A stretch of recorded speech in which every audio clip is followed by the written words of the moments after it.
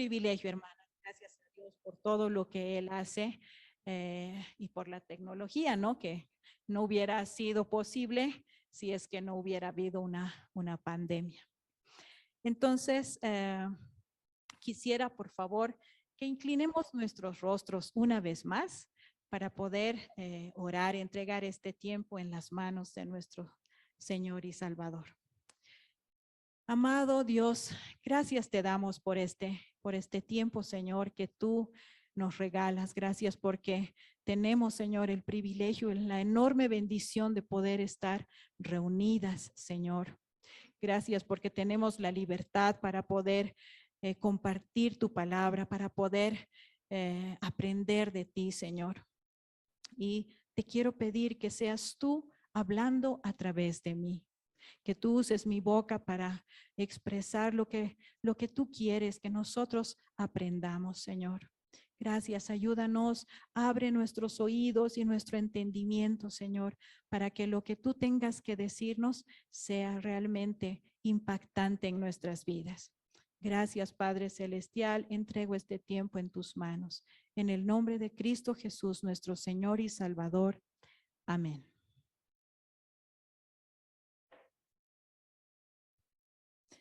En 1934, John y Betty Stamm, con su hijita de 3 meses, estaban sirviendo como misioneros en un pequeño pueblo en el interior de la China. Desafortunadamente, una guerra civil había estallado cerca de donde ellos vivían. No queriendo arriesgar la vida de su esposa y de su pequeña hijita, John hizo arreglos para que Betty y la bebé fueran escoltadas a un lugar seguro. Pero antes de que pudieran llevar a cabo con su plan, la división número 19 de la Armada Comunista había logrado entrar al pueblo. Se podían oír los disparos en las calles, mientras las fuerzas rebeldes saqueaban y asesinaban a la población. No pasó mucho tiempo hasta que algunos de los guerrilleros empezaran a forzar la entrada de la misión. John abrió la puerta e invitó a los guerrilleros a entrar y les preguntó si tenían hambre. Betty se apresuró y puso té y puso torta en la mesa. Pero los guerrilleros, ignorando la amabilidad de esta familia, demandaron que se les entregara todo el dinero que ellos tuvieran. John, obviamente, se los entregó. Y después de esto, los guerrilleros maniataron a John mientras él rogaba por la seguridad de Betty y de su pequeña hijita. Los Stamm sabían que no iban a dejarlos vivir por mucho tiempo más. John escribió una carta apresuradamente a la misión, explicando cómo habían sido capturados. Y terminó su nota con las siguientes palabras: sea Cristo glorificado, ya sea en nuestra vida o en nuestra muerte. Al día siguiente, fueron llevados a la plaza del pueblo para ser ejecutados.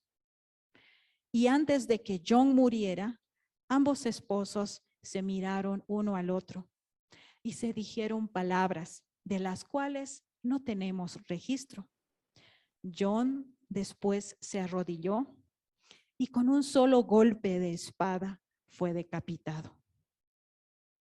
Según el relato de testigos, Betty no gritó, solamente se estremeció y cayó sobre sus rodillas al lado del cuerpo de su esposo para también ser decapitada.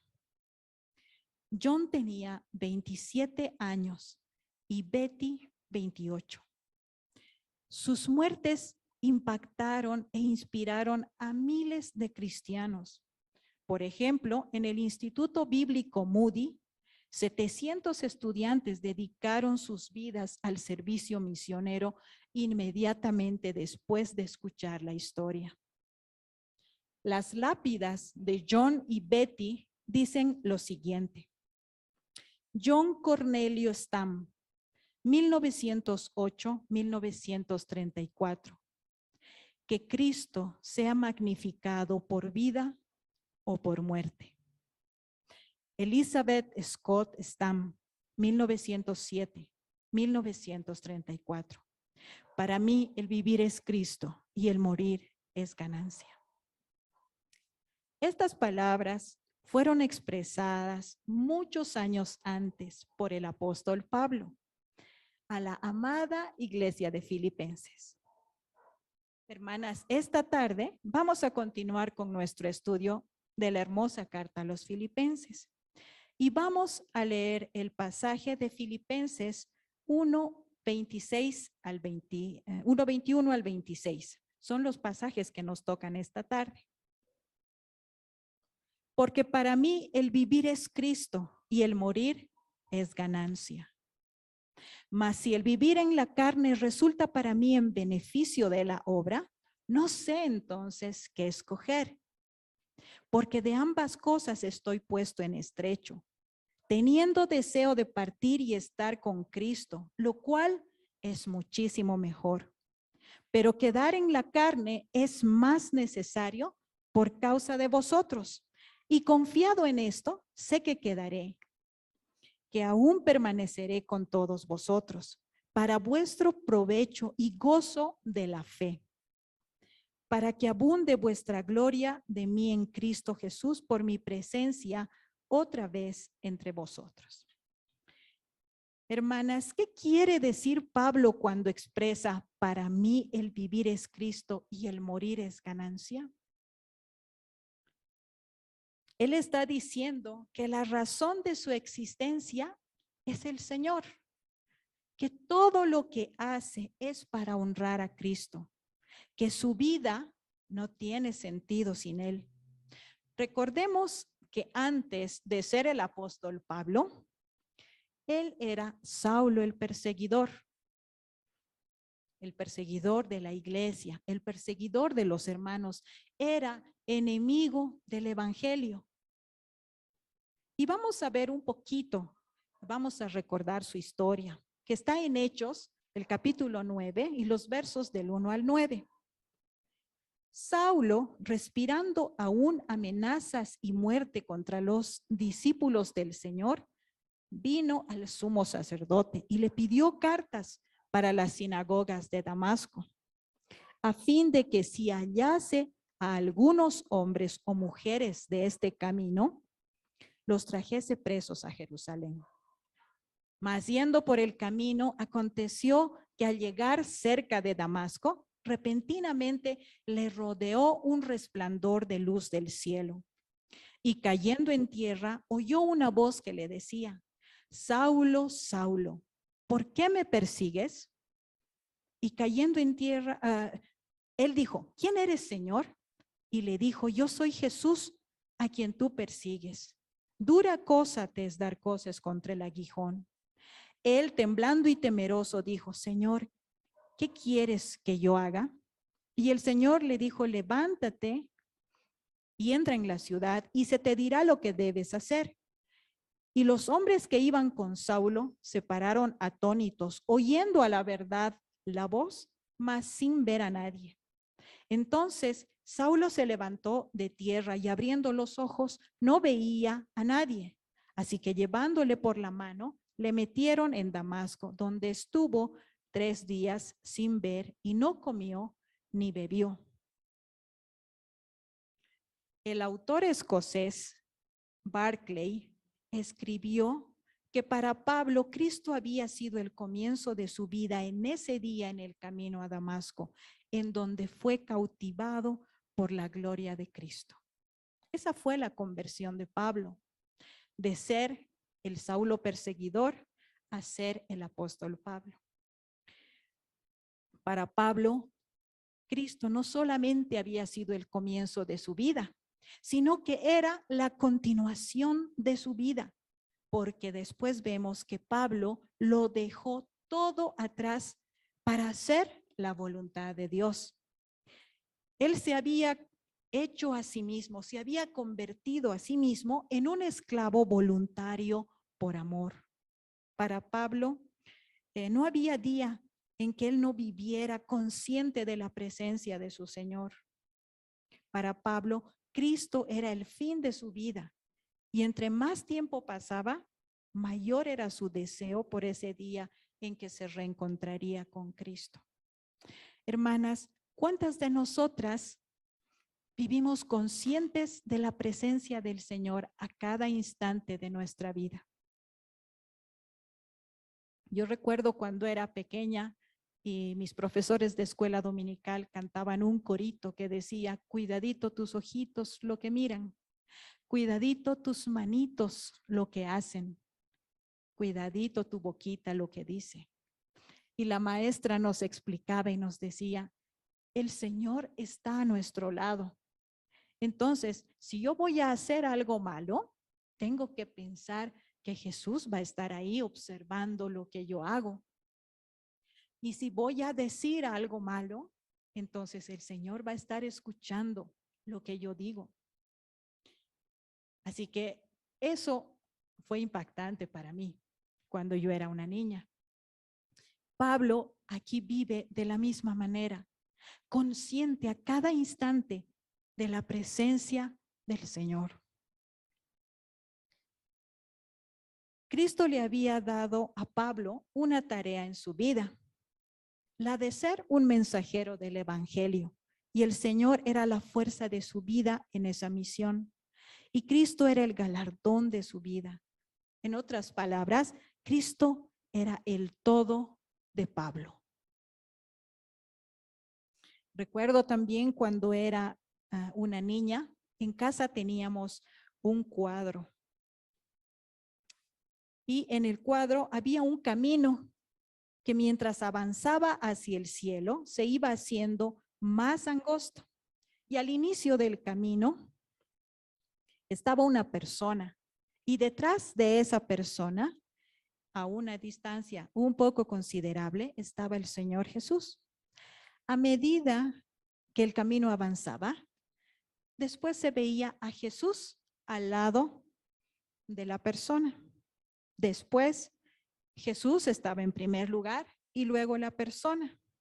Y ya cuando el camino se hacía angosto, mucho más angosto, ya casi llegando al cielo, que era la meta, ya no se veía a la persona y simplemente estaba el Señor. Entonces yo le preguntaba a mi papá y le decía, ¿qué significa ese cuadro? ¿A qué se refiere? Y él me explicaba y me decía, ese cuadro es la vida de un creyente, es la vida de fe de un creyente. Al principio, al inicio del camino, la persona no tiene conciencia de la presencia del Señor. Vive su vida como mejor le parece, de acuerdo a lo que él ve por conveniente. Pero mientras va avanzando en el camino de la fe, luego vemos que Jesús está al lado de esta persona. Ya no atrás, sino al lado, como compañeros de viaje, como amigos. Y mientras más se avanza en el camino, podemos ver a Jesús en primer lugar y después a la persona. Ahí nos damos cuenta de que Jesús se ha convertido en alguien importante para esta persona. Se ha convertido en la persona que está guiando, en el maestro. Y la persona está detrás, está siguiendo las pisadas de su maestro. Al finalizar, ya no vemos a ninguna persona, solo está Jesús. Y esa es la vida del cristiano. Cristo tiene que irse formando en cada creyente. Gálatas 4:19, la segunda parte dice, hasta que Cristo sea formado en vosotros. Y hermanas, esa era la oración de Pablo. Dice que él sufría como dolores de parto hasta que Cristo sea formado en nosotros. También Pablo dice en Gálatas 2:20, Con Cristo estoy juntamente crucificado y ya no vivo yo, mas Cristo vive en mí. Y lo que ahora vivo en la carne, lo vivo en la fe del Hijo de Dios, el cual me amó y se entregó a sí mismo por mí. William Barclay continuaba diciendo sobre Pablo: si habrían quitado a Cristo de la vida de Pablo, no habría quedado nada de él. Así como en el cuadro, simplemente estaba Cristo. Si hubieran quitado a Cristo de la vida de Pablo, no habría quedado nada. Qué impresionante, hermanas. Cuando leo estos pasajes, solo puedo imaginar la vida de Pablo como un espejo en el cual Cristo es reflejado. Hermanas, ¿refleja nuestra vida a Cristo? ¿Nuestras familias, amigos y compañeros pueden ver a Cristo a través de nosotros? ¿O qué es lo que ellos ven? Nuestra vida, ¿qué cosa es lo que está reflejando para ellos? Pablo estaba en arresto domiciliario, como habíamos visto en los primeros versículos que estudiamos de la carta a Filipenses. Estaba encadenado a un soldado de la Guardia Pretoriana. Estaba en Roma.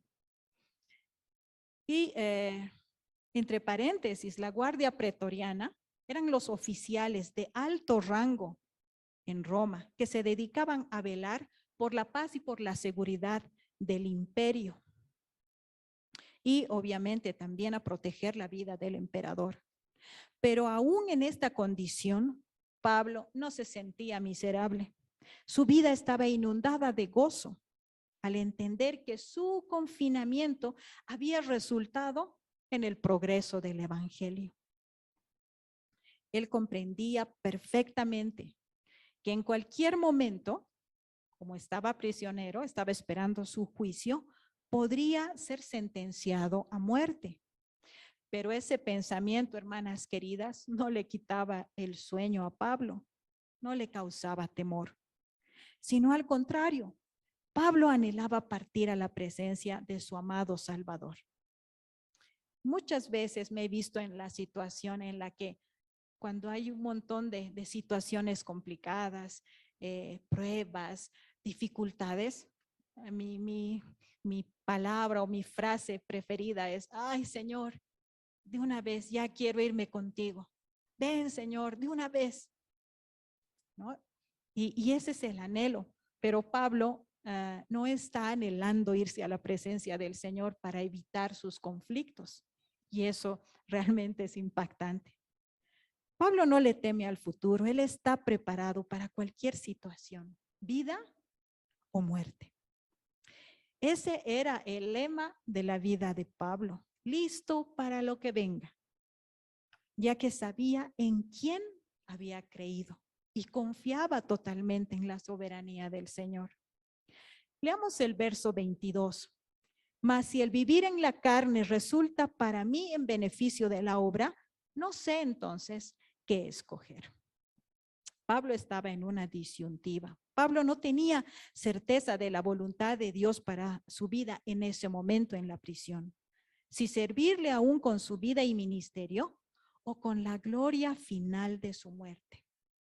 Como dice Hechos 20:24, pero de ninguna cosa hago caso, ni estimo preciosa mi vida para mí mismo, con tal que acabe mi carrera con gozo y el ministerio que recibí del Señor Jesús para dar testimonio del evangelio de la gracia de Dios. Para Pablo, predicar el evangelio era la misión de su vida y eso era lo que haría hasta que el Señor lo llamara a su presencia. Vamos a continuar leyendo con los versos 23 al 26 del primer capítulo de Filipenses. Porque de ambas cosas estoy puesto en estrecho, teniendo deseo de partir y estar con Cristo, lo cual es muchísimo mejor. Pero quedar en la carne es más necesario para vosotros. Y confiado en esto, sé que quedaré, que aún permaneceré con todos vosotros para vuestro provecho y gozo de la fe, para que abunde vuestra gloria de mí en Cristo Jesús por mi presencia otra vez entre vosotros. Aunque Pablo desea partir con Cristo, tenía algunas razones para seguir viviendo. Son tres las razones: el beneficio de la obra, motivar el crecimiento espiritual y glorificar a Cristo. Y vamos a ver el primer punto, o la primera razón por la que Pablo, ¿no?, quería seguir viviendo. Beneficiar la obra significa producir fruto. Y ya en anteriores estudios vimos que esto se refiere al fruto del Espíritu. ¿Cuántas de nosotras sabemos cuál es el fruto del Espíritu? Yo sé que muchas, ¿no? Es el gozo, la paz, la paciencia, la benignidad, la bondad, el amor, la fe, mansedumbre y templanza.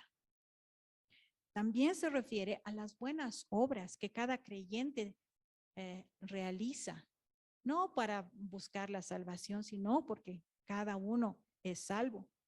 Son las obras que Dios ha preparado de antemano para que anduviésemos en ellas. Y también como fruto se refiere a aquellos creyentes o a aquellas personas que van a ser creyentes por la predicación del Evangelio. Pablo se veía a sí mismo como un buen jardinero que estaba enfocado en cuidar, en abonar, en regar y en podar un árbol para que finalmente pueda dar fruto en el huerto de su Señor. Y esa era una de las razones por las que Pablo quería quedarse. La segunda razón era motivar al crecimiento espiritual. Pablo sabía que si Dios le permitía quedarse un tiempo más, sería para provecho de los creyentes. El significado de la palabra provecho literalmente es cortar hacia adelante, que nos da la idea de avanzar con un machete abriéndonos camino a través de un bosque espeso y frondoso. ¿Alguna vez han usado, hermanas, un machete? Bueno, cuando recién llegamos a la iglesia, a la comunidad, con mi familia, fuimos invitados a participar de un campamento, pero no era un campamento en el puente, ¿ya? Era un campamento en un lugar que no recuerdo el nombre. Suapi, exacto. Se llamaba Suapi. Entonces, cuando llegamos, nosotros vimos simplemente un camino, vimos el río a un lado y al medio habían solamente matorrales. Entonces nosotros observamos, era la primera vez que estábamos en una aventura así. Yo tenía a mi bebé pequeño y a mis dos hijitos mayores. Y mi bebé, mi hijito mayor, que era pequeño todavía, me dice, y mamá, ¿y dónde vamos a poner nuestras carpas? Entonces yo observé y creo que en ese momento tuve la leve sospecha de que tal vez nos habíamos equivocado en aceptar la invitación. Pero enseguida algunos hermanos tomaron sus machetes y comenzaron a abrir camino. Ese trabajo, las personas que estaban haciendo ese trabajo eran el pastor, su esposa y un hermano más, solo tres, y estaban esperando a los demás. Pero esas hierbas, esos matorrales eran tan altos como una persona. Y al ser cortados con el machete, caían y hacían heridas en las manos, en los brazos y también en los pies, en las piernas. Los hermanos estaban agarrando el machete y se ampollaron, ¿no?, por el manejo. Entonces tenían que usar fuerza. Y nosotros veíamos pasmados, asombrados lo que estaba pasando. Poco a poco el espacio para poner las carpas se fue haciendo visible. Pablo se refiere a esto y nunca nos dice que el crecimiento espiritual y el ministerio son fáciles. Nos demanda trabajo, disciplina y esfuerzo. Pero si el Señor le permitía a Pablo, estaría junto a los creyentes para ayudarles y también para incentivarles en esa tarea. La tercera razón por la que Pablo desea seguir con vida y quedarse en la tierra un tiempo más es para glorificar a Cristo.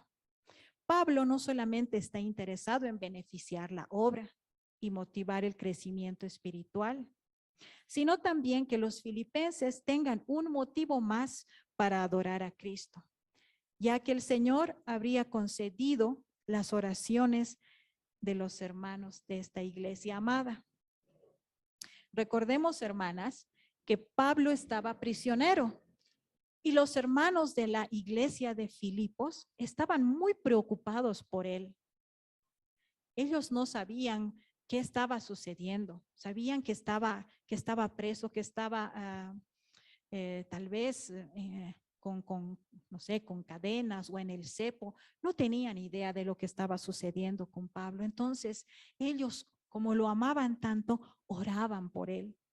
Y sus oraciones seguramente decían: Señor, por favor, déjalo, haz un milagro, que él pueda salir en libertad, como había pasado cuando él estaba en Filipos también. Pablo sabía que si permanecía con vida por unos años más, Cristo sería glorificado en la vida de sus hermanos amados, así también como en la suya. Él no tenía ningún inconveniente en posponer su llegada al cielo si el motivo era que Cristo fuera glorificado a través de la vida de estos hermanos. Bueno, ya sabemos lo que significa para Pablo la expresión: para mí el vivir es Cristo. Ahora vamos a ver la verdad acerca de la frase el morir es ganancia. Hace tiempo vi una película cuyo título es Antes de partir, o en el inglés Ahora o Nunca, que trata sobre dos personas con enfermedades terminales. Una de ellas es un empresario adinerado y el otro un mecánico con restricciones económicas. Cuando los médicos les dan un año de vida, ellos deciden cumplir con una lista de cosas que quieren hacer antes de morir.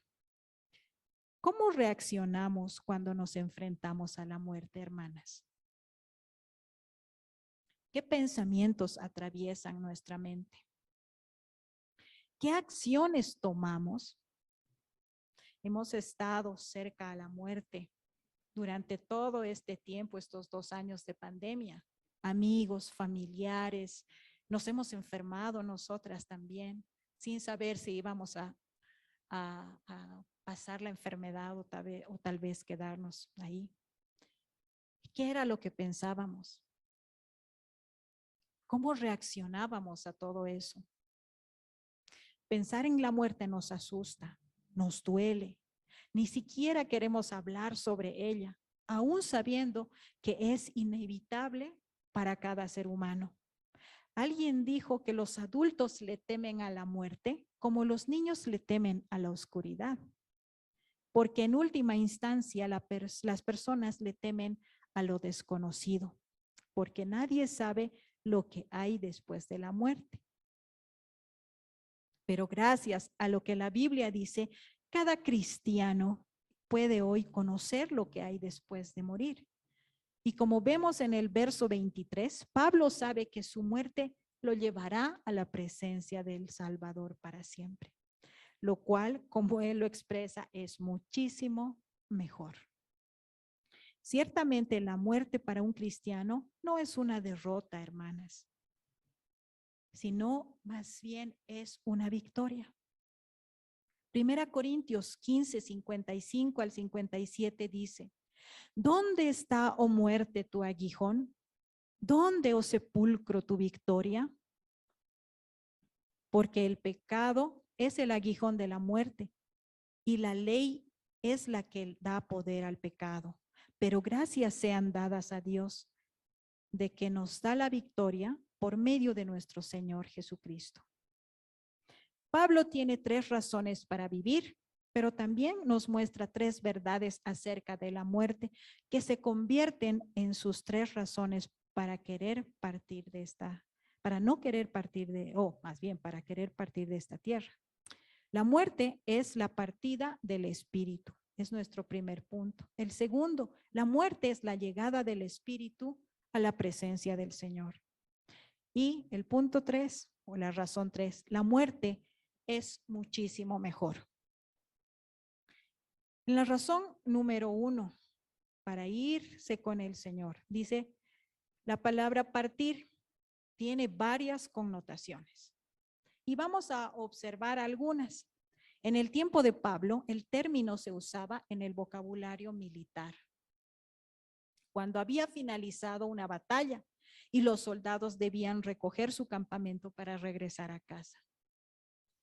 Entonces se decía, bueno, hay que partir, ¿no? También la palabra partir se utilizaba en el ámbito agrícola, cuando se le quitaba el yugo al buey después de una ardua jornada de trabajo. Igualmente era usada esta palabra cuando un juez podía dejar partir a un prisionero o a un esclavo, porque su sentencia habría sido revocada o su estatus había cambiado. Entonces, las cadenas de este prisionero o de este esclavo eran removidas y la persona era puesta en libertad. Pablo entonces estaba viendo su muerte como el retorno a la casa después de una batalla, o como el descanso merecido después de una larga jornada de trabajo y el momento de su liberación. Finalmente, las cadenas de la mortalidad de Pablo caerían y su espíritu se elevaría a la presencia del Señor. El segundo punto, la segunda razón que Pablo tiene es que la muerte es la llegada del espíritu a la presencia del Señor. Cuando un creyente muere, hermanas, no se queda en una especie de sueño del alma o deambulando en la tierra, ¿no? Como si fueran fantasmas. Definitivamente, nuestro espíritu llega a la morada celestial, a la presencia de nuestro Señor, y eso realmente nos tiene que traer gozo. Como Jesús le dijo al ladrón que fue crucificado al lado suyo, en Lucas 23:43, de cierto te digo que hoy estarás conmigo en el paraíso. Jesús no le estaba diciendo, bueno, vas a ir al paraíso, pero vas a estar en mi presencia, pero después de acá una semana o tal vez después de que cumplas ¿no? algo. No, él le dice, hoy mismo estarás conmigo. El apóstol Pablo escribió también en 2 Corintios 5:8 que preferimos ausentarnos de este cuerpo y vivir junto al Señor. La tercera razón es que la muerte es muchísimo mejor. ¿Y por qué dice Pablo esto? Pablo había sido llevado en un tour por el cielo. Yo no sé si ustedes han leído eso, pero Pablo se fue de tour al cielo, el Señor se lo llevó. Y de esto nos habla 2 Corintios 12:2. Entonces, nos podemos imaginar cuánto él deseaba volver allá. Aunque no tenemos detalles de lo que Pablo vio y escuchó, es suficiente saber que estuvo allá y por tal razón él anhelaba regresar. Podemos ver que hay un empate en las razones para querer vivir o desear morir, pero Pablo va a acatar la voluntad del Señor. El Señor le va a dar el desempate. Él va a decidir lo que Pablo tenga que hacer. 10 años antes de morir martirizada en la China, Betty, con 18 años, escribió esta oración. Señor, te entrego mis planes y propósitos, todos mis deseos y esperanzas, y acepto tu voluntad en mi vida. Entrego a ti mi vida, mi todo completamente para ti. para ser tuya por siempre. Lléname y séllame con tu Espíritu Santo. Úsame como tú deseas. Envíame donde tú quieras y obra en mi vida tu voluntad, cualquiera sea el costo, ahora y para siempre. Qué hermosa oración de una joven de 18 años.